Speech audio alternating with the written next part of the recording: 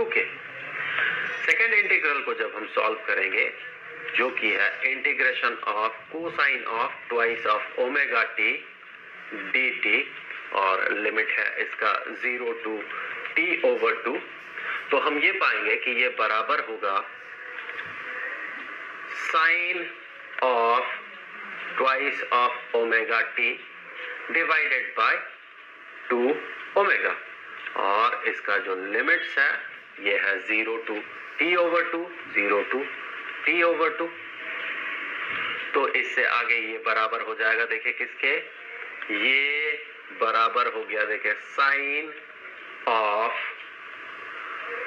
2 into omega into t/2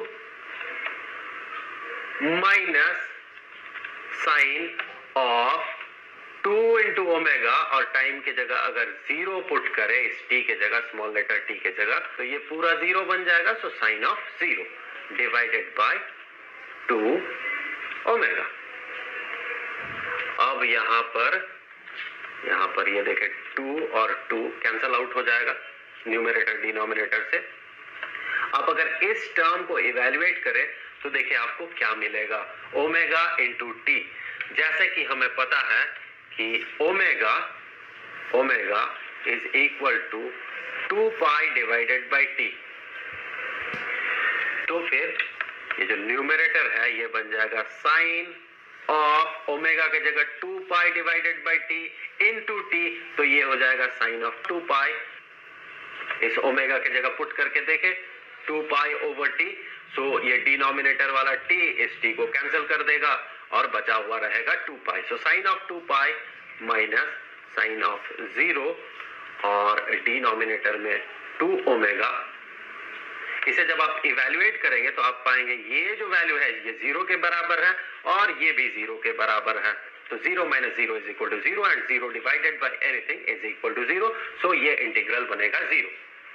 so second integral जो है ये 0 के बराबर है। तो इससे आगे इस इक्वेशन में हम कह सकते हैं ये बराबर होगा im² into R divided by 2 into, इसे हमने इवेल्युएट किया था तो हमें क्या मिला था, t/2। सो t/2 माइनस, इसे जब हमने इवेल्युएट किया तो हमें क्या मिला, 0। सो ये बन गया im² into R divided by 2 into t/2, जो कि बराबर होगा im² into R into T, अर्थात टाइम पीरियड डिवाइडेड बाय 4। तो ये तो हो गया heat generated in half cycle of the AC. हमें क्या पता लगाना है, हमें पता लगाना है root mean square value of this AC, और इसे हम कह सकते हैं वर्चुअल वैल्यू ऑफ एसी। तो वो होता क्या है, वो होता है वो डीसी जिसके कारण इतने ही समय में, इस हाफ साइकिल समय में same amount of heat generate होगा। तो हम मान रहे एक डीसी है, एक डीसी हम कंसीडर करेंगे जिसके कारण हीट इवॉल्व होगा जितना कि इस केस में हुआ है। So heat generated by a direct current of, कैसा डीसी होगा ये, कितना डीसी होगा, ये उस एसी का वर्चुअल वैल्यू वाला डीसी होगा, अर्थात रूट मीन स्क्वायर वैल्यू वाला डीसी होगा। So DC of RMS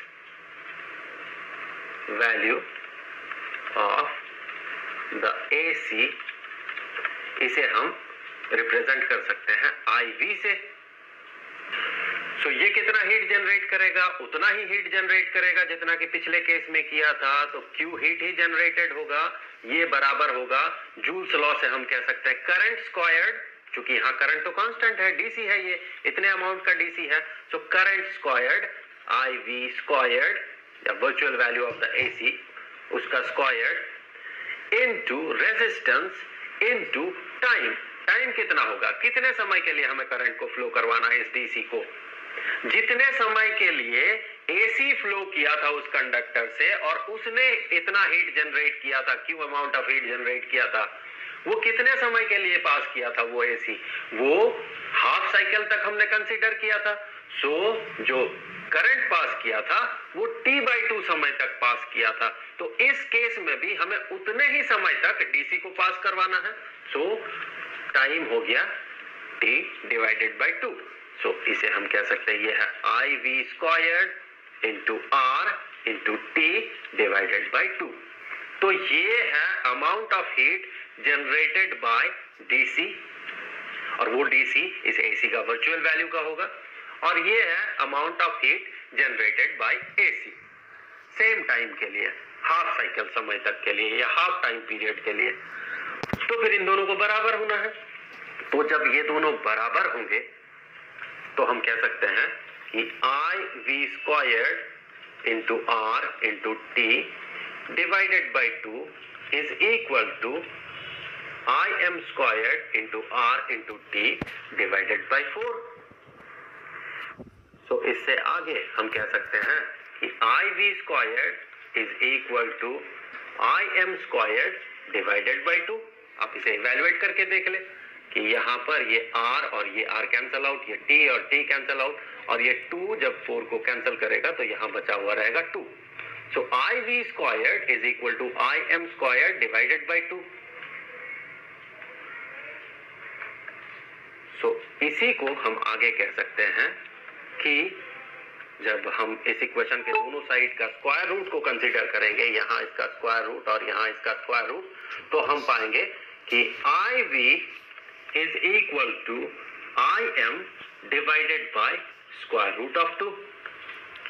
So ये हो गया हमारा required equation, जो कि बता रहा है virtual value of AC is equal to the maximum value of AC या maximum current in AC divided by square root of 2।